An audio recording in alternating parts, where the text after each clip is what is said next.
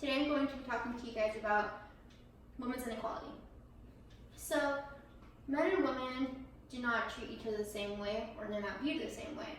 This has sadly been the way it has always been, but hopefully it is not the way that it always will be. So in the 1920s, the women decided to go against society's norms. They decided to believe that enough is enough, and they started the women's suffrage movement. But however, despite their efforts through the women's suffrage movement, women are still seen the same way as they were seen in the 20th century today. This includes, or for example, if a woman now today in society wants to take a men's upper job role, they are probably most likely not going to be given the opportunity because they're still seen as these lower beings. So the representation of women through sexualization diminishes their ability to be taken seriously. Bias held against women in society inhibits them from moving forward. Women are often perceived by their physical attributes and not their skills.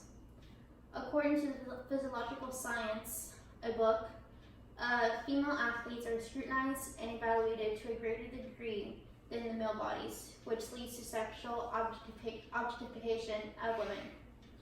Women athletes, for example, have to sacrifice their image, standards, and in order for them to conform to society, in order to survive and keep them to be recognized as athletes. For example, they're oftentimes labeled as, or most of the time, they're labeled as the hottest female of the year instead of them being recognized and labeled for another win, or as winners or as champions. They're just viewed as objects through sexual objectification. So, for example, editor Hong believes that if these female athletes believe that posing for Playboy is going to make them be seen as competent athletes, then they're naive and foolish.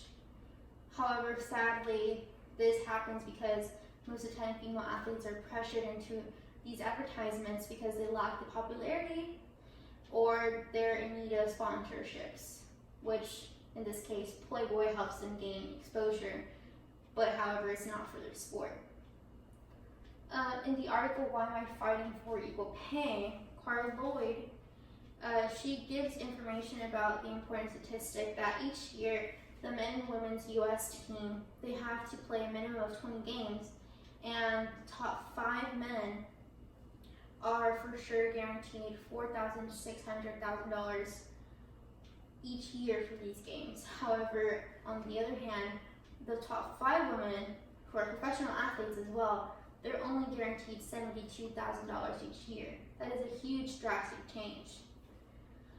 So sadly, how it has been seen, the women's rights has not been adapted by society. The editor, once again, Han, he has given us an insight that there have been 11 female track and field athletes who posed mostly nude in order to gain money for a calendar, in order to gain money for a fundraiser for charity. This included the women's cross-country ski team and the Australian women's soccer team. This shows that women have to degrade themselves because that is what society is used to them doing. Throughout life, men and women face a gap. Usually it is in the man's favor.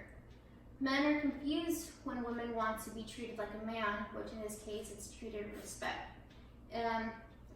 Patovic, an author of the book Symbolic Interaction, she voices that oftentimes men may subject women intruders into remarks intended to remind them of their subordinate gender status. So, for example, whenever Hillary Clinton wanted to run for office, she was viewed as someone incompetent for that role because she was a female. Just that simple fact, because she was a female. All 45 presidents to this day are all male. So it's just a whole new change, which is not seen as something realistic to them. Most of the time, women are seen to be too emotional to be taking these roles of authority. So that is sadly something that has always been seen that way, even before the women's suffrage movement. The conflict theory is what leads to men not, for example, is why men do not want to share the spotlight. or the conflict theory, proves that men don't want to share the spotlight. An author of the agenda Empowering Women for Gender Equality expresses the law that has been unable to address inequality of women receiving unequal pay due to the unequal value attached to their work, because of the fact that women are viewed as inferior to men.